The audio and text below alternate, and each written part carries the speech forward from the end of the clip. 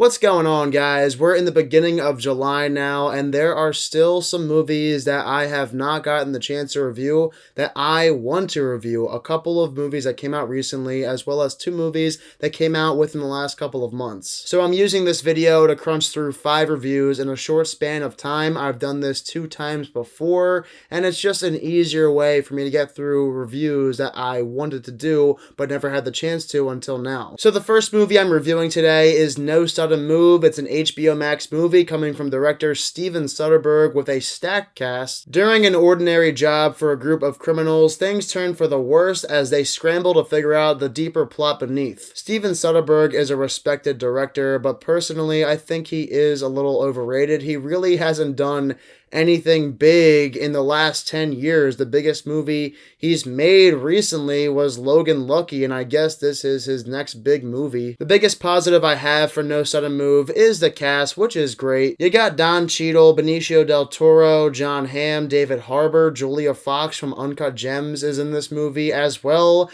as Brendan Fraser, who I guess has finally risen from the dead, and even the likes of Ray Liotta, Noah Jupe, and one surprise cameo. So the cast from top to bottom is absolutely stacked. It might be the best cast of the entire year, and for the first 30 to 40 minutes of No Sudden Move, I was engaged in the movie's plot. It's tension-filled, there's lots of suspense, you have no idea where the movie's going next. The first 30 to 40 minutes of No Sudden Move is the best part of the movie, and then after that, the film becomes your typical mobster movie that's overly convoluted. There are so many characters, so many X's and O's. If you stop paying attention for a little bit, you might get lost. I could see what Soderbergh was going for, but unfortunately, even though the plot was trying to be really complex, it wasn't original at all. The cast is the highlight of the film, but I'm most likely never going to watch this one again. I'm giving No Sudden Move a 54%.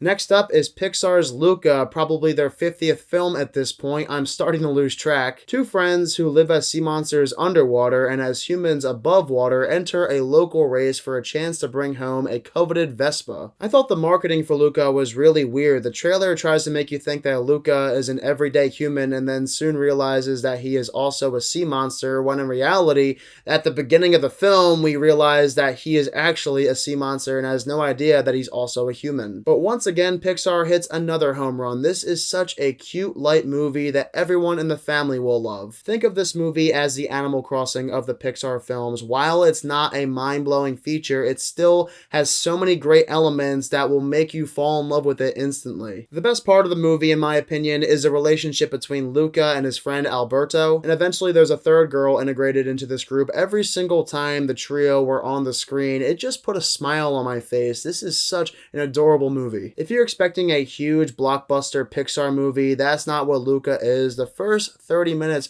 literally, for the most part, is just our 2 main characters, Luca and Alberto, doing things together. The scale is not big at all. This movie's size is kept to a minimum, which I'm sure for some people is going to be a big negative, and for me, I don't think this movie is as good as Soul from last year, or even Coco, and of course, all the classic Pixar movies. But this one, unlike Soul, caught my eyes tearing, and that's exactly why the score for this movie skyrocketed towards the end. So I am giving Pixar's Luca an 86%. Hitman's Wife's Bodyguard. I did not review the first one when it came out 4 years ago, but I decided to see this one in theaters. The same director returns from the first movie, and as a direct sequel to the previous film, Michael Bryce and Darius Kincaid continue their friendship by taking on a new bad guy, but this time, Kincaid's wife gets thrown into the mix. The Hitman's Bodyguard from 2017 was a huge surprise. I thought that movie was going to suck, but it blew me away. It was far better than I thought it was going to be. So I was excited to see Hitman's Wife's Bodyguard, even though I knew it wasn't going to be as good as the first. And if you compare Hitman's Wife's Bodyguard to the original, they're practically the same movie if you think about it. You got the Bryce and Kincaid team up, they're taking down a bad guy, the wife is somewhere in the mix. Don't go into this movie thinking you're going to see something completely original like the first one, because it's not an original movie. It's very similar to the first one, except this time around it has Salma Hayek as one of the main characters. It still has a good amount of laughs, and I can't get enough of the movie's 2 leads, Sam Sam Jackson and Ryan Reynolds. Their chemistry is perfect. They are one of the best comedy duos of the last couple of years. I love seeing them on the screen every single time they're in this movie together. As for Salma Hayek, I think her character is a little overexposed here. In the first movie, she was only in it for a little, but in this one, she's in it for much longer. It begins to wear on you after a while, and her character becomes quite stale. Overall, this movie tried to replicate the magic of the first movie, and while they do have some success, it's simple. This movie is not nearly as good. It doesn't have nearly as many great laughs, and the action is underwhelming compared to the first one. Again, I think the Hitman's Bodyguard from 2017 is a heck of a good time. That movie really surprised me, but this one, it's just not as good, though I would like to see a third film because I can't get enough of Ryan Reynolds and Sam Jackson on the screen together. I'm giving Hitman's Wife's Bodyguard a 51%. The last reviews I have here are for two movies that I meant to go see a couple of months ago and review for you guys, but never got around to it. The first one is Voyagers. This is a film that made absolutely no money when it came out back in April, but it does have a really good cast. Set decades into the future, Voyagers sees a crew of astronauts on a multi-generational ship who struggle to come to terms with their lifelong voyage. So not only did this movie make no money when it came out in April, but it also got slammed by critics. I went into this movie thinking it was going to be the worst movie I've seen all year. However, I don't think this movie's bad. I wouldn't consider it good, but it's certainly not terrible. It has an intriguing story, a great young cast led by Ty Sheridan as well as Johnny Depp's daughter, who I had no idea even acted. Oddly, Colin Farrell is a part of the cast too. And for a good portion of Voyagers, I had no idea what the movie was leading towards. It was unpredictable, I will be honest.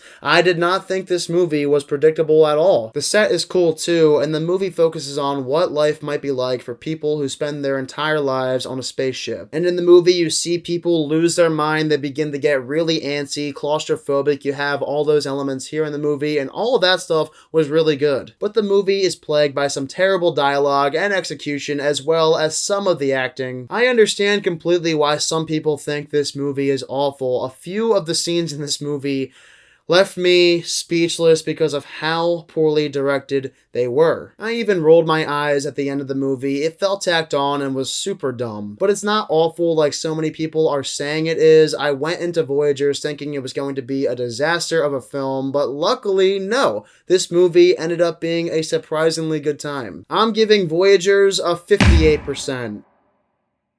And the final movie I have for you guys is Nobody, a film that I really wanted to see in theaters when it came out, but unfortunately it was not playing in a theater near me, so I had to wait until later. The boring life of a family man becomes more interesting after getting into a bus fight, leading to a powerful drug lord seeking revenge. I love Bob Odenkirk. I think he's awesome, really funny, and in Nobody, he gets to thrive. This is one of his best performances, right there next to Better Call Saul, as well as Breaking Bad. He's so charismatic in the role, an extremely likable hero. Every time Bob Odenkirk is on the screen beating the living hell out of some bad guys, it is such a blast to watch on the screen. I could watch it for days on end. Nobody's action is brutal. It is some of the year's best action so far, and it feels like a mixture between John Wick and Layer Cake, but this time around it's with an ordinary guy who wants to get back in the glory day feels, so he decides to ruffle the feathers of some bad guys, and that's exactly what this movie is. The plot is very simple. The whole movie from beginning to end is explosive. I can't say enough good things about it, especially if you're an action buff. It's by no means a super deep movie, but if you're looking to just watch a short movie that's a hell of a good time, watch Nobody because you will not be disappointed. I am giving Nobody a 79%.